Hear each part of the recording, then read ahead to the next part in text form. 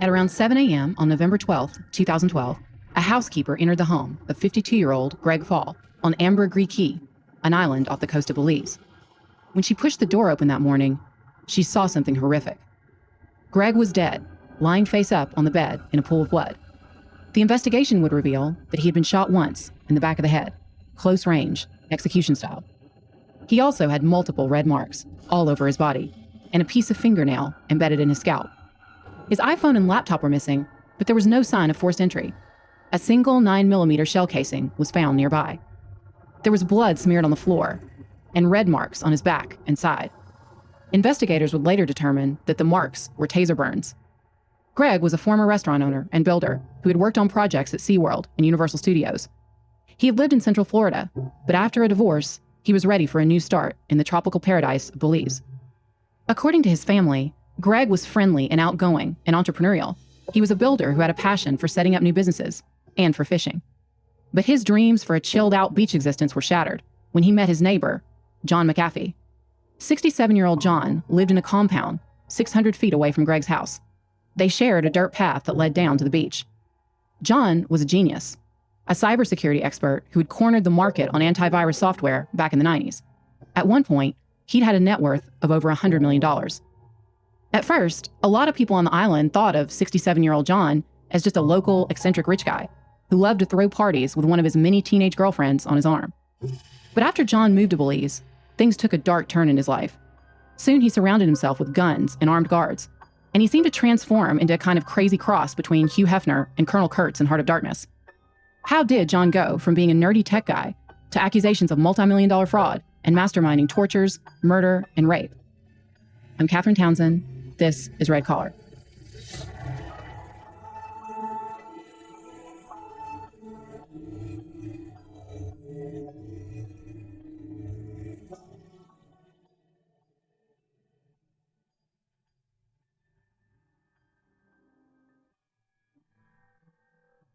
Now, I'm old enough to remember a time before you could Google anything on your phone. And back in the day, John McAfee's name was synonymous with antivirus software.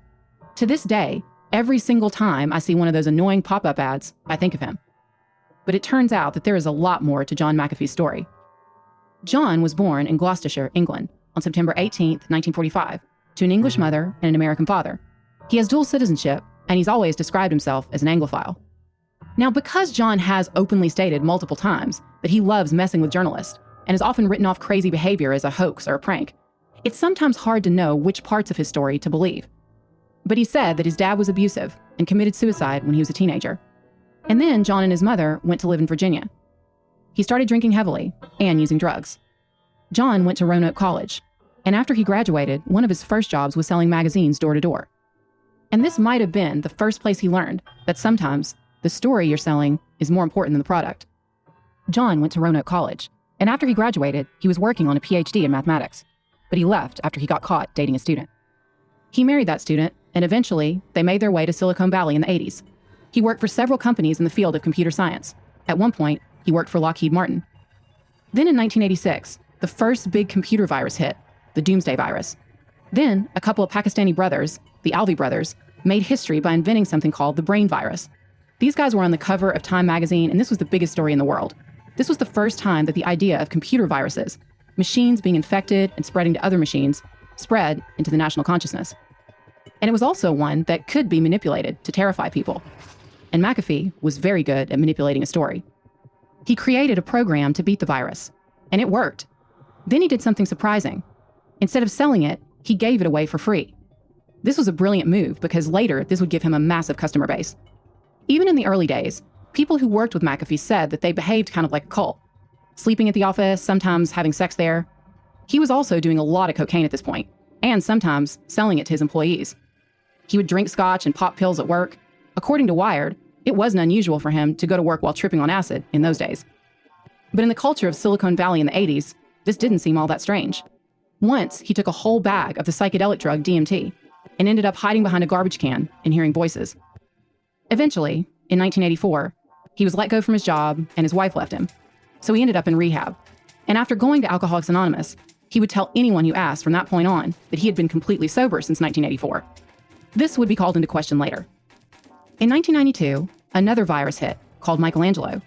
In the end, only a few thousand computers were infected. But McAfee warned that this virus could wipe out millions, so everyone wanted protection. And McAfee's antivirus program sold like crazy. His claims were later found to be kind of a scam on a massive scale, but he did make tens of millions of dollars in a matter of months. Afterwards, he was criticized for spreading misinformation, and he resigned from his company in 1994. John reportedly cashed out, selling his shares in the company for $100 million. After that, he seemed to try to reinvent himself in the wellness area. In 2000, he bought 280 acres of land in the Colorado mountains and started a studio devoted to yoga and meditation. Now, whether he did it for good karma or wanted a lot of fit young women hanging around him was debatable. But for a while, he seemed happy. He got married for the second time to a woman named Judy.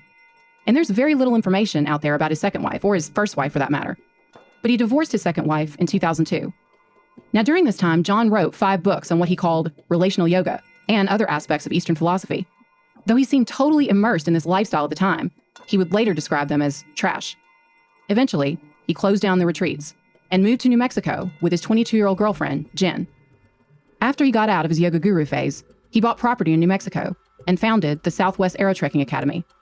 He claimed that he invented the sport of aerotrekking, which was basically teaching people to fly ultralight motorized aircraft. These planes were fast, and because they were so light, dangerous. And again, according to the New York Times, John seemed to come up with a story that made him sound like the victim when something went wrong. He said that there were groups of enemies conspiring against him, everyone from lesbian bikers to disgruntled paintballers. In reality, he was in hot water due to pending lawsuits and the death of a 61-year-old student. During this time, after he closed the schools and the retreat, John claimed that his net worth had gone from over $100 million to below $4 million. Later, a lot of people said that the public auctions of homes and luxury cars were just a way to make the public believe that John was broke, when in reality, he planned to take the money and run.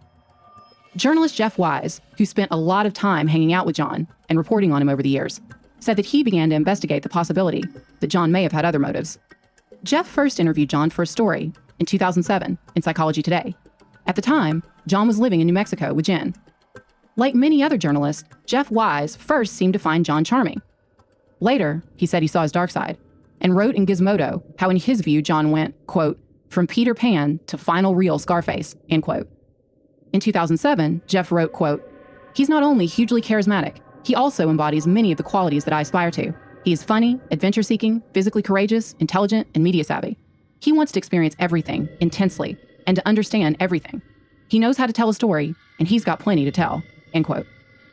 But later, Jeff began to investigate rumors that John's exit to Belize was actually motivated by pending lawsuits, including a wrongful death lawsuit. The lawsuit was filed by the family of a 61-year-old man who died while taking a lesson at John's aerotrekking flight school. The family sued John for $5 million in damages. They claimed that John had put his young nephew, who they say did not have a full pilot's license, in charge of the school. John's nephew also died in the crash. He was 22. And John did tell people that judgments in the U.S. were not enforceable in Belize. Whatever his motivations, John made the move to the island in 2008. Eventually, he built his compound in Ambergris Caye. But John also built a lab in the jungle, in a place called Orange Walk. And the story got a lot crazier. According to news reports, once again, John claimed to have a noble cause. He said that he wanted to help develop medicines grown from local herbs that would heal the world and boost the local economy. He hired a young, Harvard-educated microbiologist named Allison Adenizo. At first, she said she was thrilled to be getting what she believed was a dream job and given funding and a lab. Journalist Nanette Bernstein spent several years investigating John for her Showtime documentary, Gringo, The Dangerous Life of John McAfee. She interviewed Allison, and it was harrowing. John founded a company called Quorum X with Allison as chief scientist.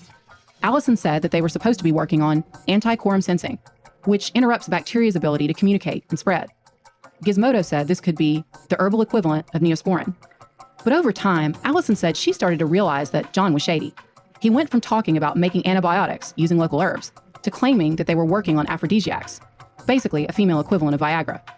She claimed that John even got her to fake stuff for the media. Sometimes he even asked her to put colored dye into some test tubes and make it look real. Allison finally had enough. But she said that when she told John she was leaving the lab, John gave her a glass of orange juice that tasted strange. The next thing she knew, she said she was slipping in and out of consciousness. She remembers him hovering over her, naked, and said that when she woke up, she was bleeding. Allison said she could tell that she had been raped. She said, quote, He went from 0 to crazy in like 2 seconds. He called me all kinds of names and pushed me through the door of his Orange Walk compound. I locked myself in the lab and thought, he's dangerous, end quote. Allison said that she left Belize immediately after the alleged attack. When she got back to the U.S., she said she reported it to the FBI, but she was told that they had no jurisdiction in the country. She said she was telling her story because she wants people to understand what John is really like. She said she considers herself lucky to have made it out of the situation alive. John absolutely denied Allison's rape allegations. He said that he fired Allison for incompetence, and that after that, she went crazy, trashed the lab, and deleted their research from the computers. He wrote on a blog, quote, "Allison, at best, was marginally unattractive. It has been widely reported in the press that I had a harem of young, beautiful women, which I have never denied and fully own up to. If I were ever inclined to rape a woman, which I never have even remotely considered doing, it would certainly not be Allison for whom I would risk my freedom," end quote. He also posted a picture of one of his teenage girlfriends at the time next to Allison and wrote, "Would anyone rape the woman on the right when the woman on the left would willingly do the deed?"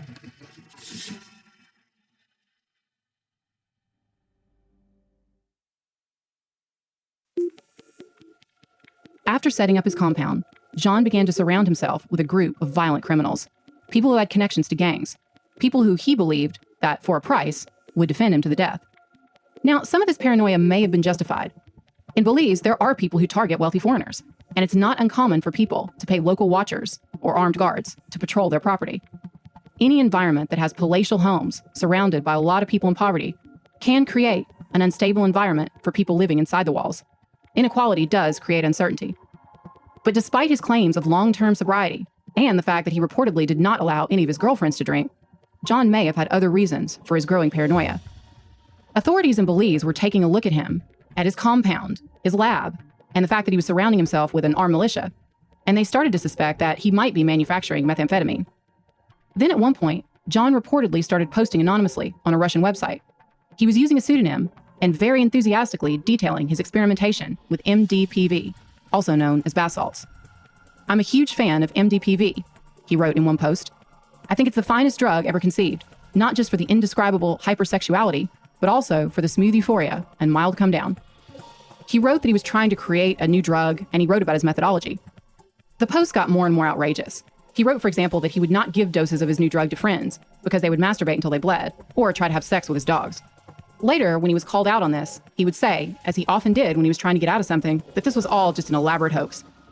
Nanette tried to interview John for her documentary. John refused, but according to her, he continued to email her throughout the entire process. And he openly told her that he loved to with journalists. For example, at one point, she asked John about the rumors that he had lost all his money. She wrote that she was asking this because she wanted to follow the money. His reply read, quote, "I've had over 100 trusts with my name appearing nowhere. I've had bearer bonds and 14 corporations. How on earth are you going to follow the money?" End quote.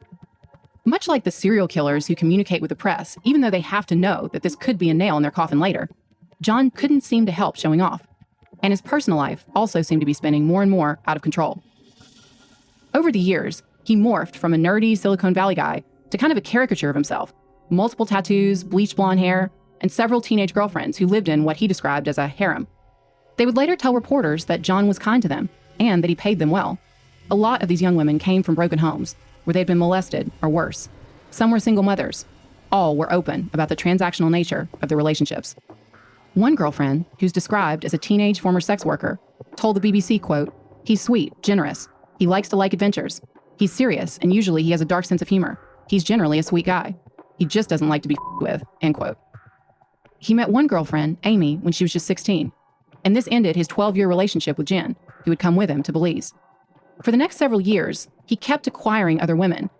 He lavished expensive gifts on his girlfriends, but also, by his own admission, he emotionally manipulated them. The Daily Mail did an expose of the 7 women that John had living with him in 2013. He wrote about them on a blog he created on the website whoismcafee.com. He called them the girls and said that they all lived in a social engineering project. He said he met the women through his friend Paz, who basically acted as a scout at a nearby bar called the Lover's Bar. Paz would set him up with the young women, and then John said he would make a decision about whether or not to hire them. He wrote, quote, "I encouraged all the girls to hang out together and become friends where possible. It was easier to keep tabs on someone's actions if others were watching, or if a shared camaraderie encouraged the sharing of intimate secrets. All the girls told me the other girls' secrets," end quote. Some of the relationships seemed extremely volatile. Amy even admitted that she pulled out a gun and shot at John's head at one point, and thought of killing him. But she said that she missed, and they made up afterwards. John also had some bizarre sexual fetishes, including what they called scat sex, which involved cutting a hole in a hammock and having women sit in it so they could basically poop in his mouth. On April 30th, 2012, over 40 armed soldiers from the gang suppression unit of the Belize Police Department stormed John's compound in Orange Walk. This was a raid. They had search warrants, and they came in looking for drugs. They found some gray rocks, but when they tested them, they didn't find any illegal drugs. They did find guns.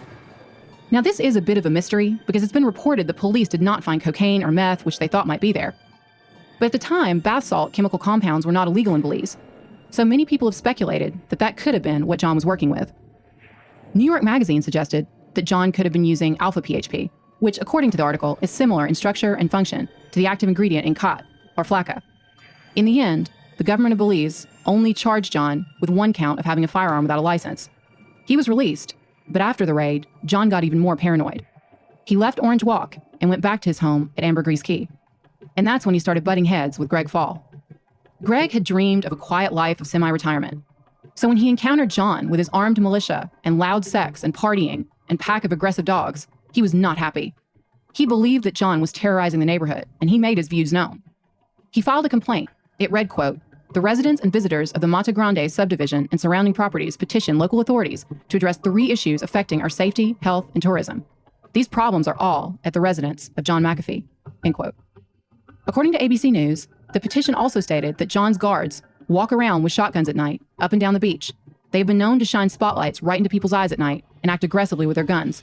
Chambering a bullet and nonsense such as this. People are scared to walk down the beach at night as a result. The tourists are terrified. According to reports, John had between 8 and 12 pit bull mixes. They ran in a pack and had reportedly bitten several residents and 3 tourists. Now, whether Greg actually poisoned John's dogs is still a mystery. According to the documentary, John believed that Greg was the person who had given tortilla laced with poison to his dogs. Several people said that Greg did threaten to poison John's dogs, and that they believed that he followed through on those alleged threats. But Greg's dad and other people pointed out that there were a lot of people who complained about the dogs. On November 8th or 9th, just a few days after Greg filed his complaint, one of John's girlfriends says the dogs were foaming at the mouth. She said that John started crying, became hysterical, and was ranting and raving.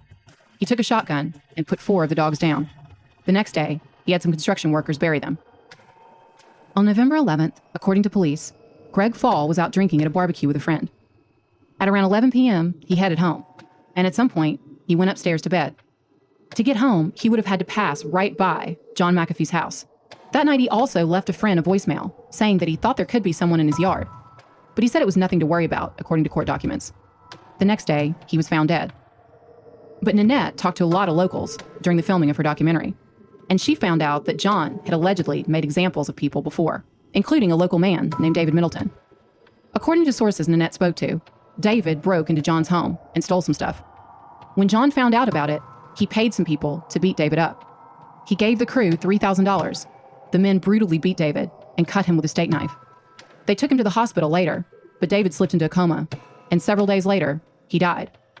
Like Greg, David had been tased multiple times all over his body, including on his genitals. The sources allege that John wasn't worried about the police at the time, because, they said, he'd already bought them off. Now, John did make massive donations to the local police department. He gave them money and weapons and facilities.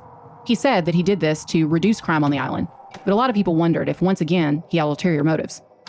And a lot of people believe that John's behavior after Greg's death made him look even more suspicious. Police said that they wanted to talk to John, but when they came to look for him, he was nowhere to be found. This was because, as he later told a Wired reporter, he buried himself in sand and put a cardboard box over his head so that he could hide from the police. Later, he left the country, and after his great escape, John started blogging and tweeting about what he called the injustices in the case. Greg was the victim, but once again, John made it all about him. He emailed Wired reporter Josh Davis to tell him the story of what he says went down on the night of Greg's murder.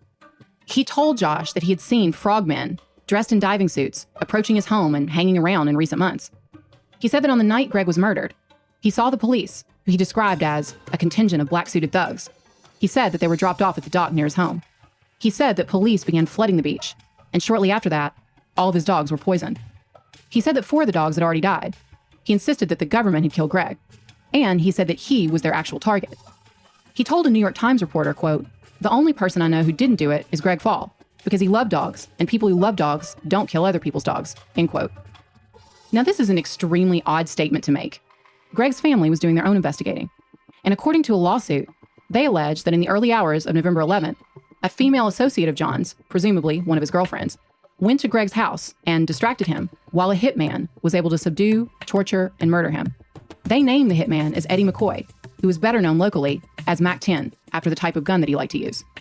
After that, the international murder mystery made headlines around the world, and the disgraced tech tycoon was on the run. Now, on the surface, this does not seem like a textbook case of red-collar criminality. After all, John had not stolen anything from Greg, and he wasn't worried about a fraud investigation. But Frank Perry, the red-collar expert, has argued that red-collar criminals perceive the fraud detection as an existential threat, a blow to their self-concept. They constantly play the victim, so when they resort to violence, they see it as preservation. They see it as self-defense. That's because, he says, quote, red-collar criminals do not reject violence as a solution to a perceived problem. So killing is just as viable a solution as using deceptive and manipulative characteristics to satisfy their needs, end quote. So in this way, John McAfee is a classic red-collar criminal. He had built a carefully constructed image of himself, and when anyone threatened that image, or he felt turned on him in any way, he had no hesitation about turning on them viciously. Remember, he didn't attack Allison until she told him that she knew that the drug development was. He turned on the journalist Jeff Wise, who he'd seemed to consider a friend, when Jeff dared to criticize him. Once, when Jeff was interviewing him, John pulled out a gun and started playing Russian roulette, sticking a gun to his head. He seemed to take pleasure in terrifying Jeff. But even though John was a wanted man, he couldn't resist, once again, reaching out to the media. He tried to make the whole thing sound like an adventure. He would invite journalists into his world and make them use code words to find him. And a lot of the press coverage around this time actually made him seem kind of cool, a cult anti-hero to people who hate government interference. Before he met with journalists, he would sometimes use ridiculous disguises, like putting baby powder in his hair and wearing really bad makeup. Some of the reporters said they knew immediately that this was John, but they decided to play along anyway to get the story.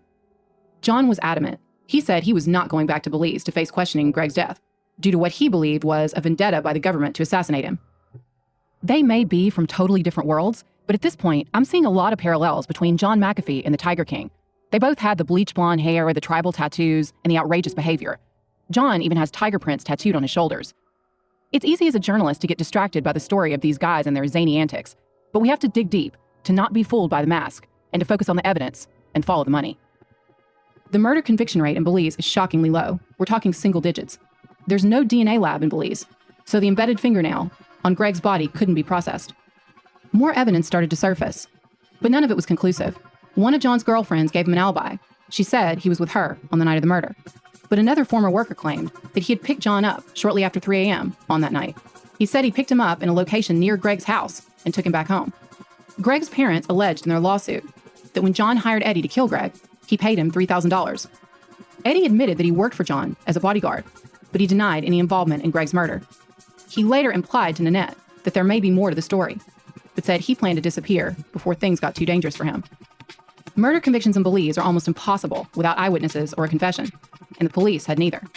So John continued to travel around the world, flaunting the fact that cops couldn't find him. Then, in a twist stranger than fiction, Vice published an article called, "We are with John McAfee right now, suckers." Vice's story had a photo of John, with the Vice editor-in-chief, that had been taken with an iPhone 4S. And ironically, for someone who had been involved in computer security, the location information, which allowed authorities to track him in Guatemala, was still embedded in the photo. But they didn't mask their location. Now, police had his GPS coordinates. They were able to match the picture to a hotel in Guatemala. John had illegally crossed the border. So Vice TV got another story. The cameras were rolling when the police showed up and John was arrested.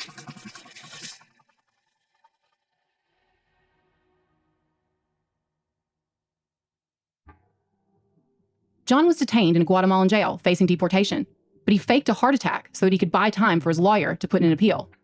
During this time, he announced his intention to marry for the third time to one of his girlfriends, a 20-year-old named Sam, whose uncle was acting as his attorney. Belize couldn't get him back, so John was deported back to the U.S. First, he landed in Florida. At some point, he split with Sam and met a single mother and sex worker named Janice at a bar in Miami Beach. After paying her initially, he said that they started hanging out and developed a relationship. She traveled the world with him. And though she told the Sun newspaper that she had 3 teenage children back in the States, she said she'd been on the run with John for most of their 7-year relationship. She also claimed that at the beginning of her relationship with John, she had been giving the cartel information about him. But again, it's not clear if any of these things are true. We have to take everything about John McAfee and everyone he's associated with a massive grain of salt. In 2013, John's former island home in Belize burned down. He told news outlets that the government had torched his house. He relocated to Portland, Oregon, and later to a small town in Tennessee. In 2015, he was arrested in Tennessee for driving under the influence. In a social media post, he admitted that he had been driving while on Xanax, but he blamed his doctor for not telling him that this combo could be dangerous. In 2016, Nanette's documentary was released on Showtime to rave reviews. She said that John continued to taunt her. At one point, after she went to Belize, he told her that he'd been recording her while she was there, and even sent her video footage of herself talking to people. It's super creepy. John and Janice popped up again in the sun. This time, they did an interview from what they called their tinfoil-covered hideout, which they said was somewhere in Lithuania. They posed for photos holding machine guns on a yacht and claimed that they were taking these measures so that their cell phone service could not be tracked. Since they weren't making any progress in the criminal case, Greg's family began a civil suit against John. John refused to respond to the complaint and repeatedly failed to show up in court. So eventually, the court ruled against him in absentia. They ordered him to pay $25 million to Greg's estate, $5 million for emotional distress, $20 million in damages, and around $8,400 in funeral costs. John said in a statement that he never responded to the lawsuit because, quote, it was a suit based entirely on media reporting, end quote. Throughout 2020, John continued to announce his involvement in several projects, including a tech company and cryptocurrency. He sold his life story to a production company, and a movie called King of the Jungle is reportedly in the works, with Zac Efron set to play John. John's antivirus software company was acquired by Intel in 2010 for $7.68 billion. Over the years, the company has repeatedly had to deny any connection to John. To this day, he continues to talk to the press. On one podcast, he talked about his meth habit while smoking through a bong filled with tequila. Most of what he says is absolute madness, and yet he's still described as a world-famous tech CEO, computer scientist, civil disobedience activist, privacy advocate, and pioneer of the commercial antivirus industry. In 2016, John ran for president and tried to secure nomination as a Libertarian candidate. He came in second. Finally, the feds caught up with him. John was arrested in Spain in June 2020, and according to the indictment, is awaiting extradition. He was charged with tax evasion and willful failure to file tax returns. According to the indictment, this is connected with his income since he returned to the U.S. It alleges that between 2014 and 2018, John earned millions in income from promoting cryptocurrencies, consulting, speaking engagements, and selling the rights to his life story. Yet he admits that he never filed a tax return. The indictment also claims that John attempted to evade the IRS by concealing assets, including real property, a vehicle, and a yacht. If convicted, he faces a maximum sentence of around 30 years in prison. In addition, the SEC has also filed a complaint. They allege that John promoted initial coin offerings, or ICOs, connected to cryptocurrency. But when he endorsed these products, they say he failed to disclose the fact that he was paid a reported $23 million in cryptocurrency. John continues to tweet. He wrote on Twitter, quote, "You want to know what prison is like? It's like a Motel 6 run by Hitler's SS. I am content in here. I have friends. The food is good. All is well. Know that if I hang myself, a la Epstein, it will be no fault of mine. Prison is an adventure to say the least," end quote. John continues to deny any involvement in Greg's murder and insists that Allison's accusations of rape are completely false. Greg Fall's family continues to hope for justice and to grieve him. They released a statement. It read in part, "Gregory Fall was a loving and incredible father, son, husband, friend, and sibling, who over 6 years ago was violently and cruelly tortured and murdered at the direction of John McAfee. John McAfee's depraved acts of plotting, financing, and directing Greg's murder reflect that he has absolutely no respect for life or law," end quote.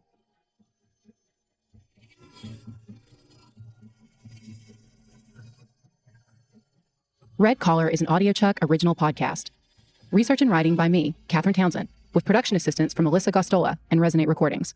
You can find all of our source material for this episode on our website, redcollarpodcast.com. So what do you think, Chuck? Do you approve?